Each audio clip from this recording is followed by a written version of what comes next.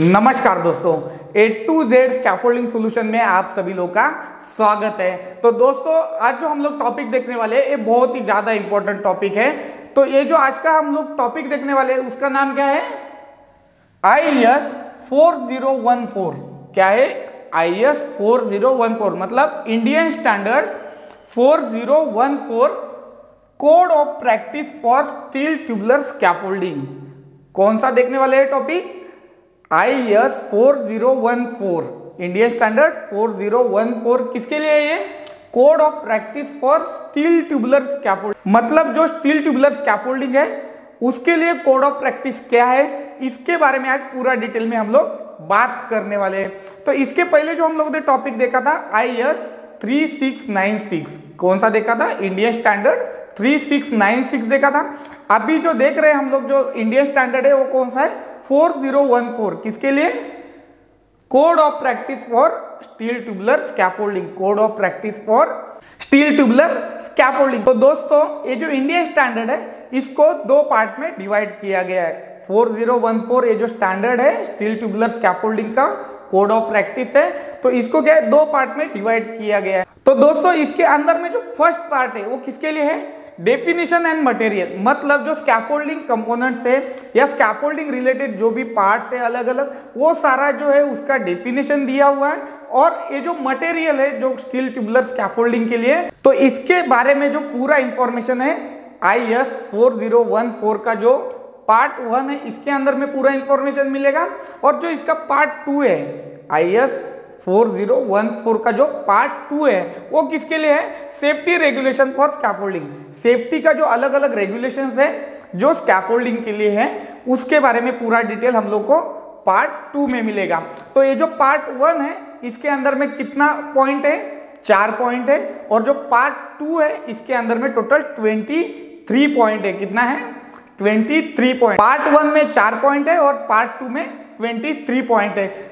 तो दोस्तों स्टार्ट करते हैं हमारा IS 4014 का पार्ट 1 किसके लिए? Definition and material. तो ये जो डेफिनेशन और जो मटेरियल है पार्ट 1 इसके अंदर में 4 पॉइंट है। तो इसके अंदर में सबसे पहला पॉइंट है स्कोप।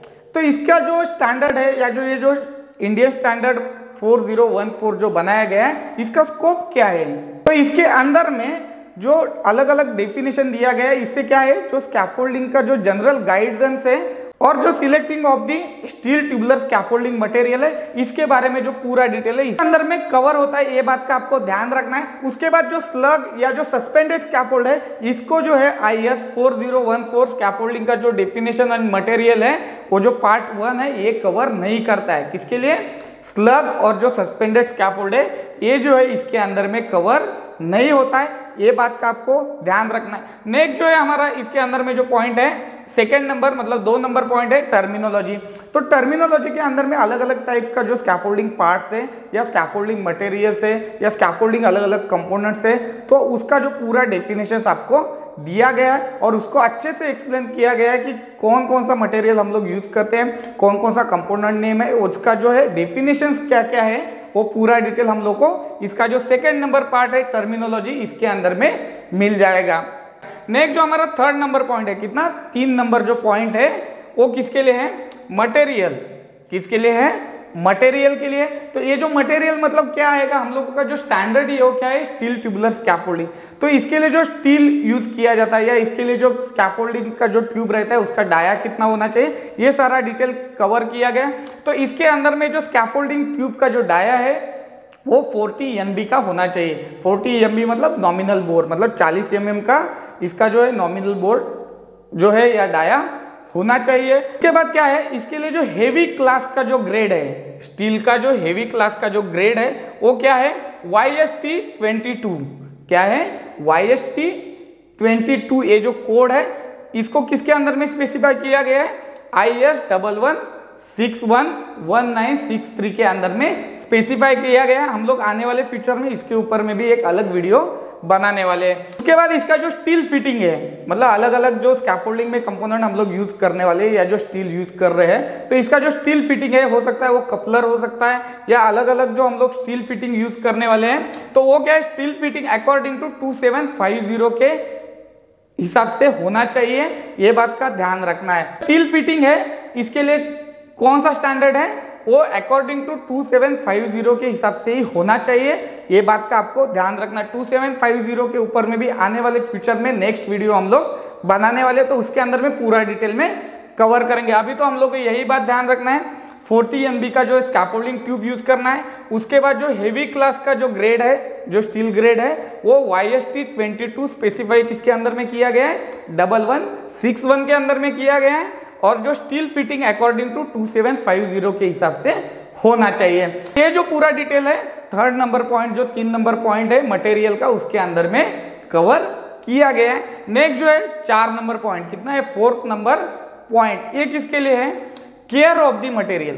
तो जो हम लोग स्कैफोल्डिंग का जो मटेरियल है उसको हम लोग केयर कैसे करना है, तो ये जो स्टील ट्यूब है इसके लिए हम लोग क्या करेंगे, जैसे कि वार्निशिंग करेंगे। उसके बाद क्या कर सकते हैं हम लोग, मेटलाइजेशन कर सकते हैं, या और जो है क्या प्रक्रिया कर सकते हैं, जो एक्सटर्नल जो हॉट डीप गैल्वेनाइज है उसका जो प्रक्रिया करके हम लोग इसको जो है सही से केयर कर सकते हैं। इससे क्या हो जाएगा, इसका जो लाइफ है वो बढ़ जाएगा। उसके बाद क्या है, straightening and cleaning of the tube. जो स्कैफोल्डिंग ट्यूब है उसको क्या है, थोड़ा सा जो बेंड रहता है या जो सैगिंग हुआ जो ट्यूब रहता है, तो उसके लिए जो पूरा डिटेल है हम लोग को इसके अंदर में मिल जाएगा, या जो उसका क्लीनिंग कैसे करना है इसके बारे में डिटेल भी दिया गया है। तो जो स्कैफोल्डिंग का जो ट्यूब है, या जो हम लोग स्ट्रेटनिंग करेगा, या जो स्ट्रेट करेगा या सीधा करना है हम लोग को, तो ये जो स्कैफोल्डिंग ट्यूब है इसको हम लोगों को अगर स्ट्रेट करना है, क्योंकि बेंड या जो सैगिंग होना ये ट्यूब का ये आम बात है कंस्ट्रक्शन में या जो स्कैफोल्डिंग का जो वर्क है उसमें, तो इसको क्या स्ट्रेट करना पड़ेगा, या जो है क्लीनिंग तो करना ही पड़ेगा। इसके लिए हम लोग को क्या करना है, जो कॉम्पिटेंट सुपरवाइजर है स्कैफोल्डिंग का, उसी के अंडर में ये जो है स्ट्रेटनिंग का जो काम है ये होना चाहिए। उसके बाद हम लोग जब भी इसको जब क्लीनिंग करेंगे, या इसका जो सरफेस है उसको क्लीन करना है, या इसका जो सरफेस है वो सही से करना है, वो टाइम में ये बात का हम लोग को ध्यान रखना है कि उसका जो थिकनेस है उसके ऊपर में कोई इफेक्ट नहीं होना चाहिए, या उसका जो साइज है या जो शेप है उसमें कोई भी बिगाड़ नहीं आना चाहिए। और जो है नेक्स्ट पॉइंट इसी के अंदर में जो हम लोग को स्ट्रेटनिंग और क्लीनिंग के लिए जो यूज करते हैं, जो हीट ट्रीटमेंट है, मतलब जो हीट करके कोई भी जो कंपोनेंट है या जो स्कैफोल्डिंग का जो स्टील ट्यूब है उसको हम लोग को सीधा नहीं करना है, या हीट ट्रीटमेंट कोई भी इसके ऊपर में नहीं होना चाहिए। नेक्स्ट है इसके अंदर में पॉइंट है स्कैफोल्ड फिटिंग। तो इसके अंदर में क्या है, जैसे कि हमारा जो लुब्रिकेंट है, लुब्रिकेंट का क्या है यूज करना है, जो अलग अलग टाइप का जो ऑयल, और जिसके कारण हम लोग जो स्कैफोल्डिंग का जो फिटिंग है उसको सही रख सकते हैं, या उसी से ही उसको हम लोग को यूज करके ही काम करना है। उसके बाद क्या है, जैसे इसमें हीट ट्रीटमेंट भी कहीं पर भी अलाउ नहीं करते। हीट ट्रीटमेंट को हमें अवॉइड करना है, क्योंकि उसका जो स्ट्रेंथ है या जो उसका कैपेसिटी है वो ऑटोमेटिकली कम हो जाएगा। और इसके लिए क्या कर सकते हैं हम लोग, जो डिपॉजिट है सही से मटेरियल हम लोग अगर रख सकते हैं, तो इसके कारण क्या है, जो हमारा जो स्कैफोल्डिंग का जो फिटिंग्स है इसके ऊपर में कोई असर नहीं आएगा। नेक्स्ट है इसके अंदर में पॉइंट है वो है स्टोरेज। तो ये जो केयर ऑफ द मटेरियल है इसमें स्टोरेज है बहुत ही इंपॉर्टेंट है। इसके लिए हम लोग को क्या है ध्यान रखना है कि जो भी ऐसा कंक्रीटिंग का या जो सीमेंट या जो अलग अलग जो इफेक्ट कर सकता है हमारे जो मटेरियल के ऊपर, ऐसी जगह पे हम लोग को स्टोर करके नहीं रखना है। तो ये सारे पॉइंट इसके अंदर में थे।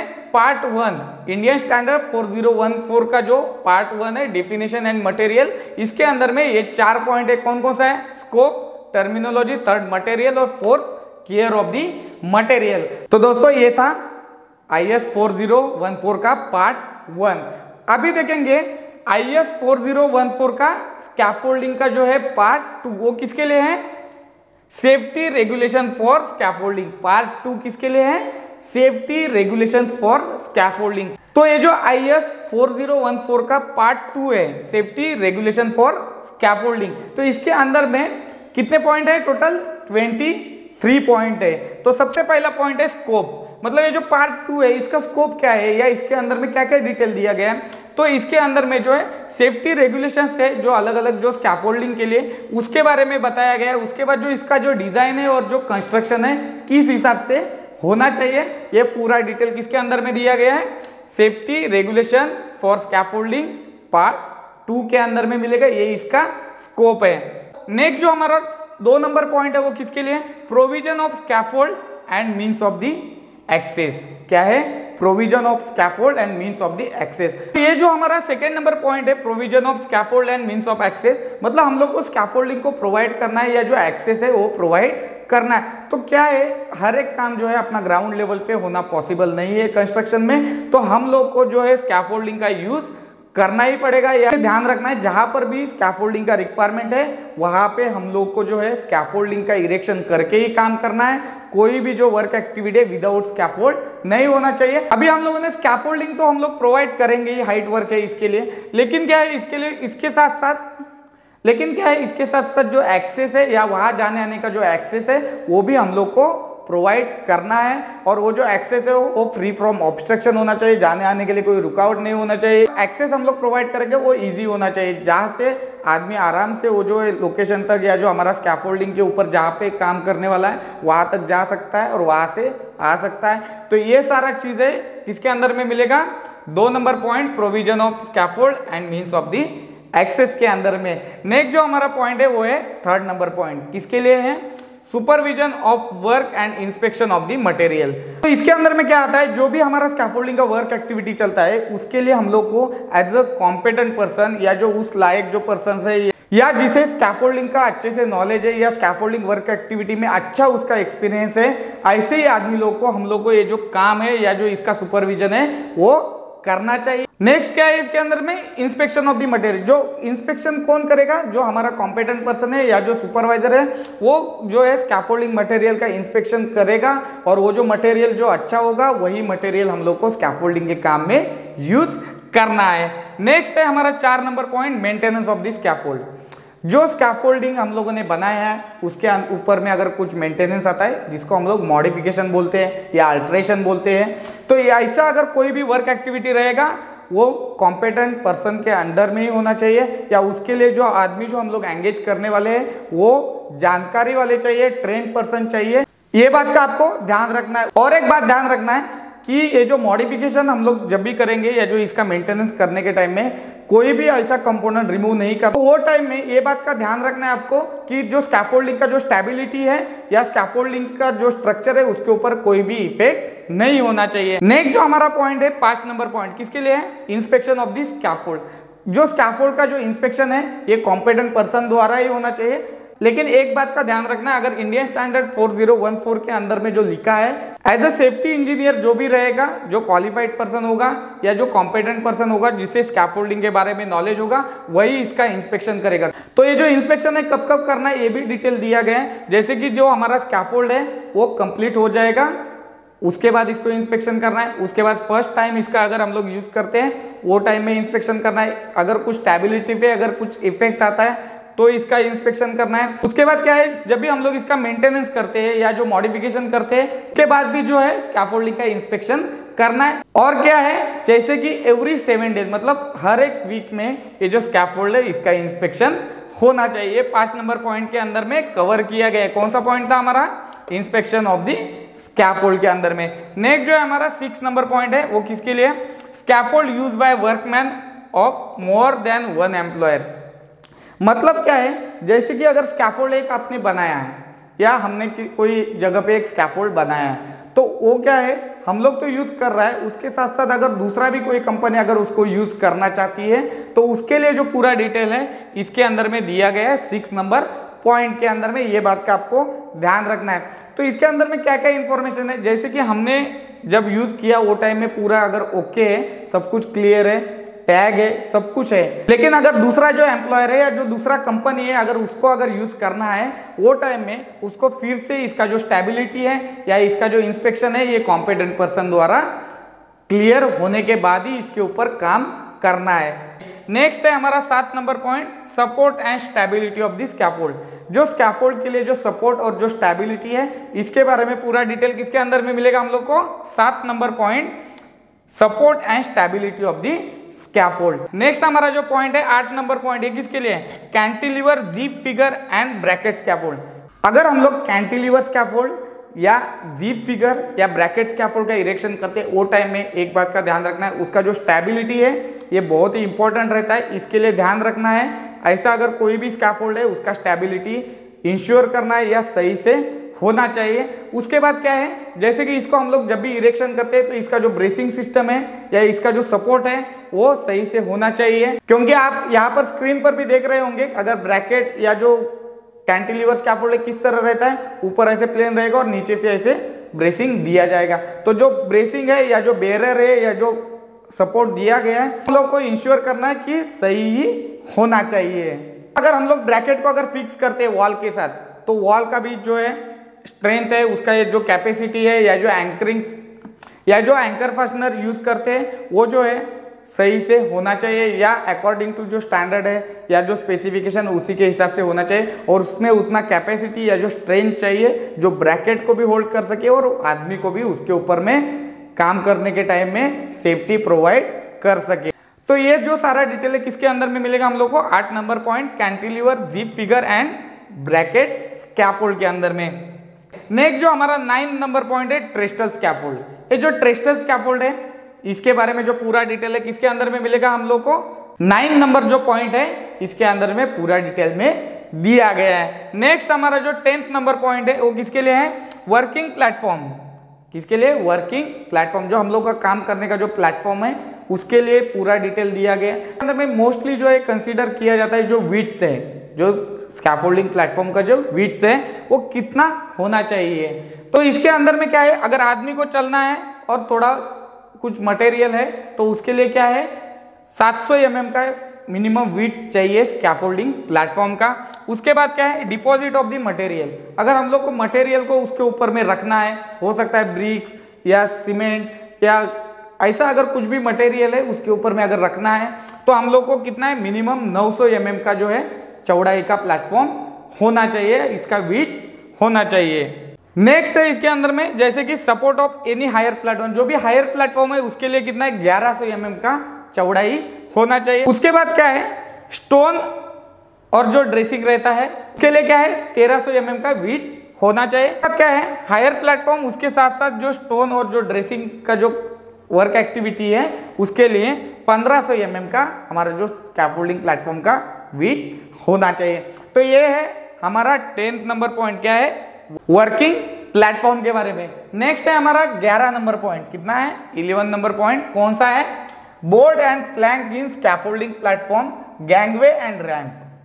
जो स्कैफोल्डिंग प्लेटफॉर्म है या जो गैंगवे है या जो रैंप है उसमें जो हम लोग बोर्ड यूज करते हैं, जो बोर्ड यूज करते हैं ना, या उसको हम लोग प्लैंक भी बोलते हैं, जो यूज करते हैं, तो हम लोग यूज करने वाले प्लेटफॉर्म के लिए, तो उसके बारे में पूरा डिटेल किसके अंदर में मिलेगा, 11 नंबर पॉइंट क्या है, board and plank in scaffolding platform, gangway and ramp. तो इसमें एक बात क्लियर ध्यान में रखना है, हम लोग को मिनिमम 32 mm जो है बोर्ड का जो थिकनेस है वो होना चाहिए। मिनिमम कितना होना चाहिए, 32 mm होना चाहिए और 200 mm इसका विड्थ चाहिए। मतलब जो चौड़ाई है बोर्ड का वो कितना चाहिए, 200 mm।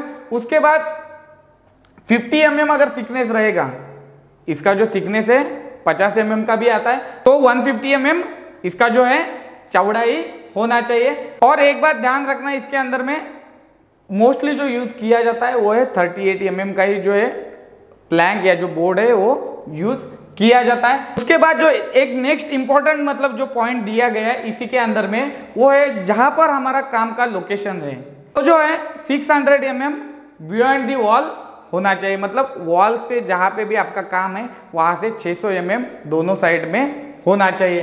क्योंकि अगर स्कैफोल्डिंग भी आप बनाते हैं तो जहां पे भी काम है उतना ही बना के आपका काम नहीं होगा या वो सेफली नहीं निकलेगा। इसके लिए क्या है, अगर प्लेटफॉर्म हम लोग को 2 मीटर का चाहिए या 2 मीटर के एरिया में काम है तो हम लोग क्या है 600 यहाँ पे एक्स्ट्रा बनाएंगे और यहाँ पर एक्स्ट्रा बनाएंगे, मतलब 3.2 मीटर का हम लोग को प्लेटफॉर्म बनाना पड़ेगा। इस तरह से हम लोग को जो है प्लेटफॉर्म या जो कोई भी स्कैफोल्ड है उसका इरेक्शन करना है। ओवरसेल भी बोलते हैं, बियॉन्ड दी वॉल यहाँ पे दिया हुआ है इंडियन स्टैंडर्ड में, लेकिन ओवरसेल स्कैफोल्ड भी बोलते हैं या ओवरसेल भी इसका जो है दूसरा नाम है, तो इसको आपको ध्यान रखना है। नेक्स्ट है हमारा 12 नंबर पॉइंट, किसके लिए, guardrail and toeboard at working place.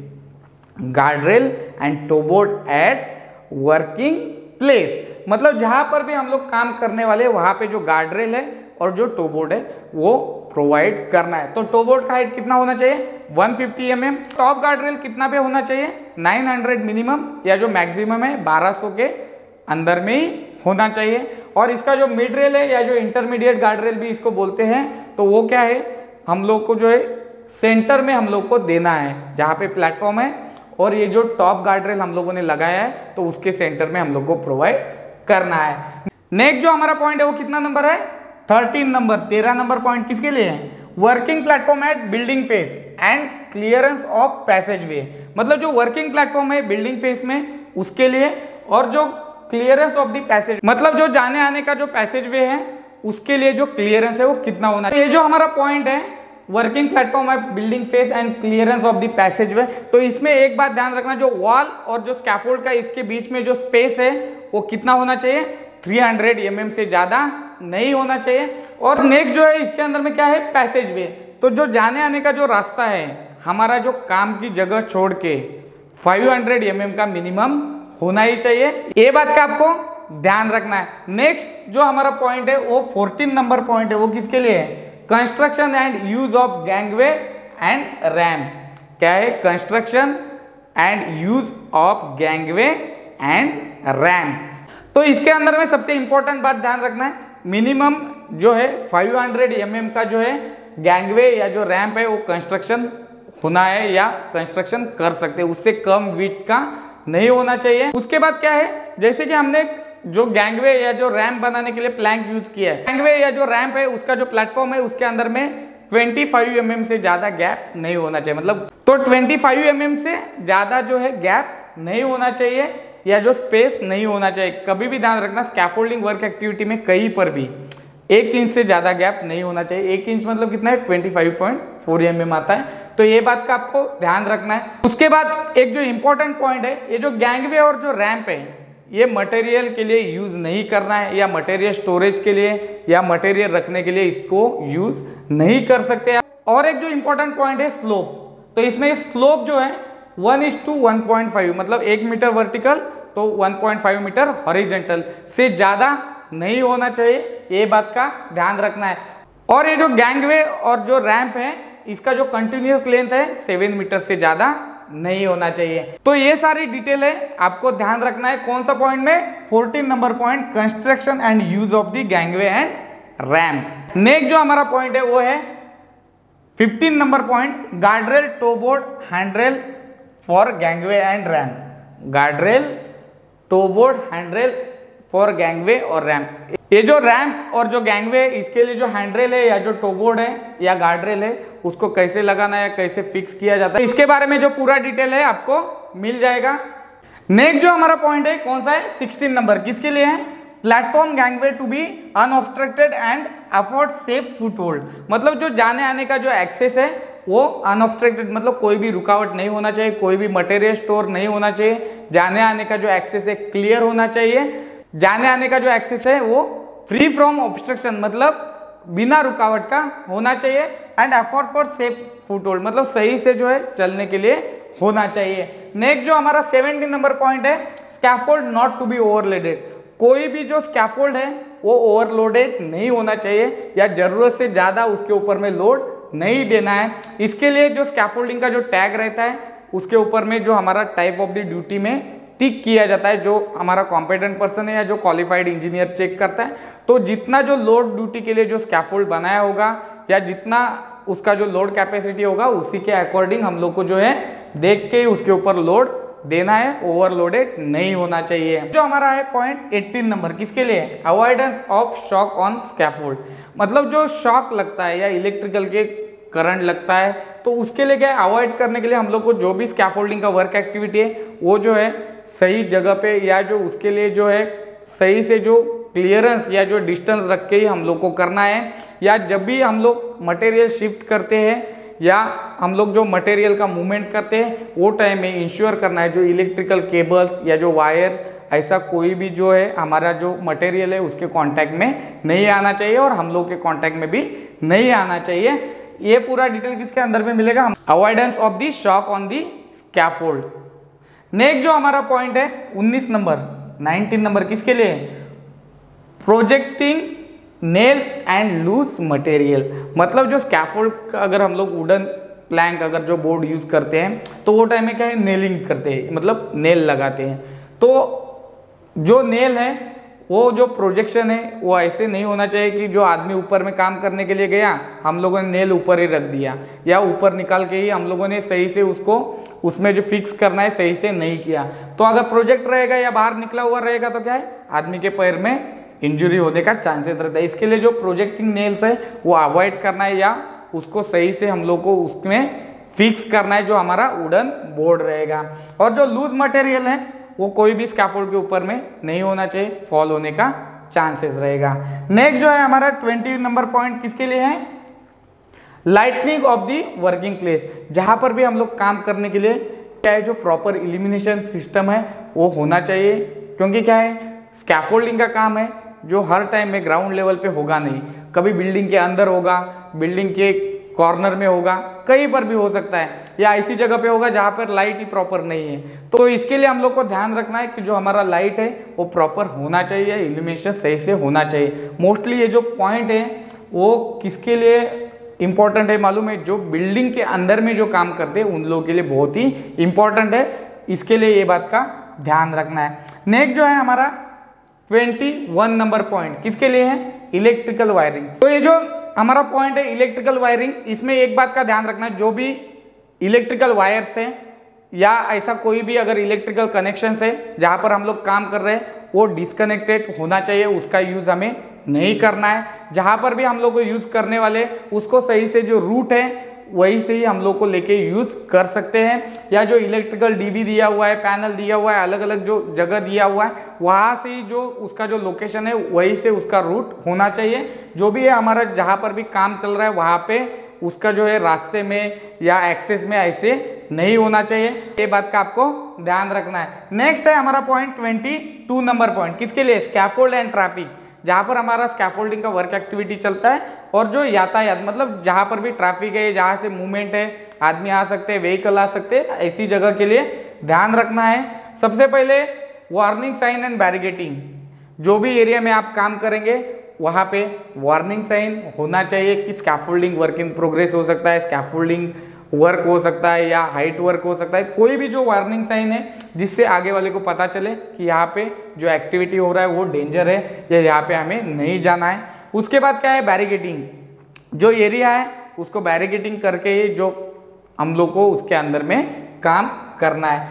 Next point है स्ट्रीट पेवमेंट 2.5 मीटर, मतलब क्या है अगर स्कैफोल्डिंग के नीचे से ही जाने आने का एक्सेस है तो उसके लिए हम लोग 2.5 मीटर क्लियरेंस देके ही, या उसके ऊपर रियल गिरना नहीं चाहिए, इसके लिए पूरा ऊपर में प्रोटेक्शन देके उसके नीचे से एक्सेस देना है। तो ये क्लियरेंस कितना होना चाहिए, 2.5 मीटर होना चाहिए, क्योंकि 2.5 मीटर में तो आदमी आराम से निकल जाएगा।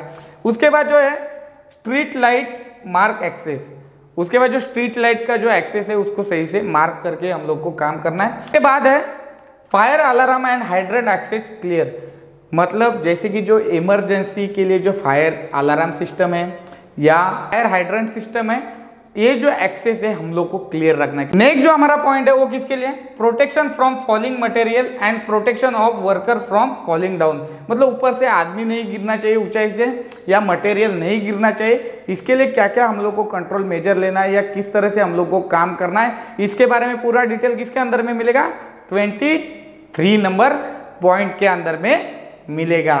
तो दोस्तों ये था आज का हमारा पूरा टॉपिक, क्या था, इंडियन स्टैंडर्ड 4014 किसके लिए था, code of practice for steel tubular scaffolding, किसके लिए, code of practice for steel tubular scaffolding. इसके अंदर में हम लोगों ने पार्ट 1 देखा, वो किसके लिए था, डेफिनेशन एंड मटेरियल।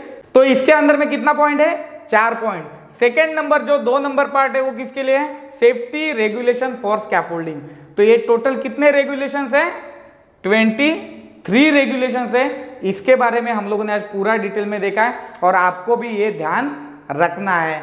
तो ये था आज का हमारा टॉपिक, क्या था, Indian standard 4014 code of practice for steel tubular scaffolding. इसी के अकॉर्डिंग जो इंडिया के अंदर में जो भी वर्क एक्टिविटी होगा उसके लिए ये जो है इंडियन स्टैंडर्ड 4014 4। आपको ये ध्यान रखना है और इसी के अकॉर्डिंग काम करना है, तभी आपका काम जो है सही से होगा और सेफ तरीके से आप निकाल सकते हैं काम को। इसके लिए जो इंडियन स्टैंडर्ड 4014 इसको आपको ध्यान रखना ही है। तो दोस्तों फिर मिलेंगे नए टॉपिक के साथ। धन्यवाद दोस्तों।